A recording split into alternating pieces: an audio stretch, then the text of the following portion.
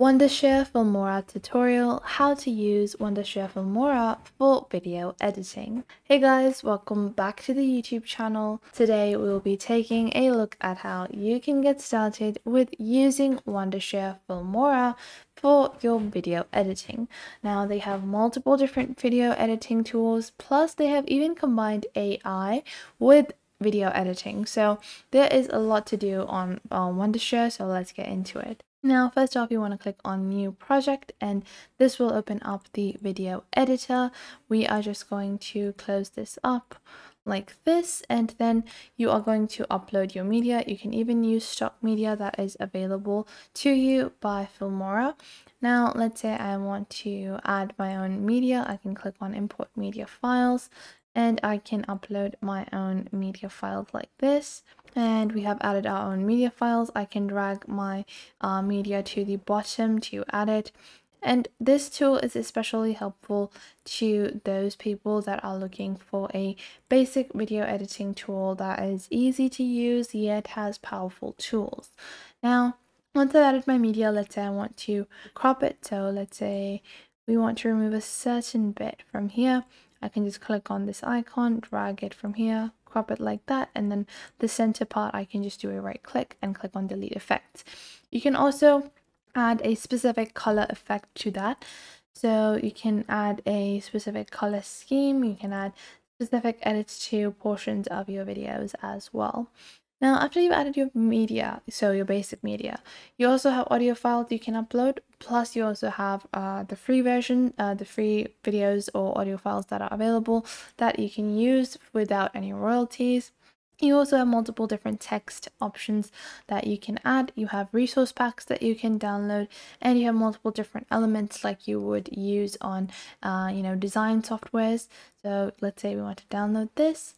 The story of our love, like that. You can just insert it, and once you have this inserted, you can edit it however you want. So once we have this inserted, we are going to just click on this, and then I'm going to place it right at the first half, and then I'm going to just make sure how it's going to appear. I just want to take a preview of that.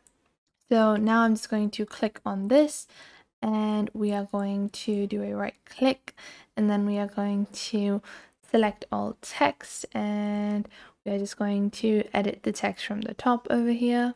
So family chapter 1, that is the text I'm adding to a little item, and then you're just going to click on OK. Now I'm just taking a preview once more of what it's going to look like. Now we have added our text, and this way you can add any of these elements to your video. It's especially helpful for YouTube videos. You can add your intros, outros as well. Like these ones, you have this opener. So let's say I want to add a little section like this. So I'm just going to insert that, click on the plus icon. Once you've downloaded it, you can just delete this. I'm going to add that to the start like that, and then I can just click on this and go into a right click on select all text. From here I can just click on any of the text like this. So I've just added that, and let's take a look now. Just doing another preview. The Kim family, adventures in the forest, the family chapter 1. Like this, we have this little movie intro kind of video. Now after that, you have multiple different transitions you can add. So let's take a look at the recommended, and you can even download your own transition files if you want to add custom transitions to your videos, if you have a certain aesthetic or if you're looking to follow a certain kind of theme with your videos. So let's say we have a basic one, we have linear, you have the orb twist, you have graduation. I'm gonna go with a orb twist. I think it looks pretty nice. So I can see this is what the preview is looking like, and I'm just going to add it, and I'm just going to add it over here. Now taking a look from here, and it's such a nice little smooth transition. Now after that, we have different effects. Now I don't recommend using effects as they are. They can look a little harsh on your videos, so definitely be careful when you're doing that.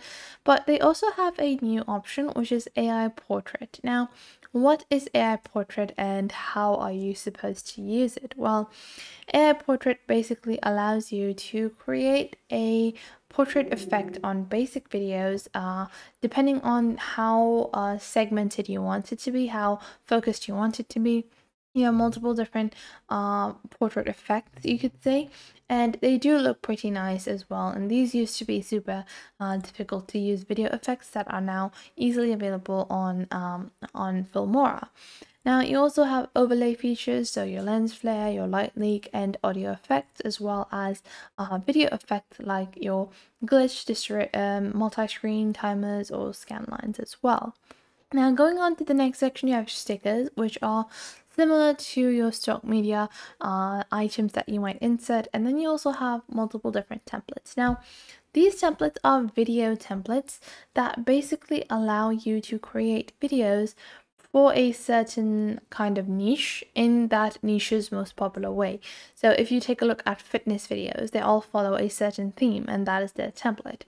If you take a look at beauty or fashion videos, they all are following their own designated theme for that niche, because that theme or template is working well for that niche. So they also have multiple different themes that can simplify your work and really help you in creating, cohesive and amazing looking videos using Filmora. So I hope you guys found this video helpful and you are now able to get started with Filmora. Now, if you want to add transitions like postfix, overlap, or prefix, you can click on the video editor over here. Above your video editor, you have this section. You can edit the duration of your video, add quick text as well, and trim or split any part of your video.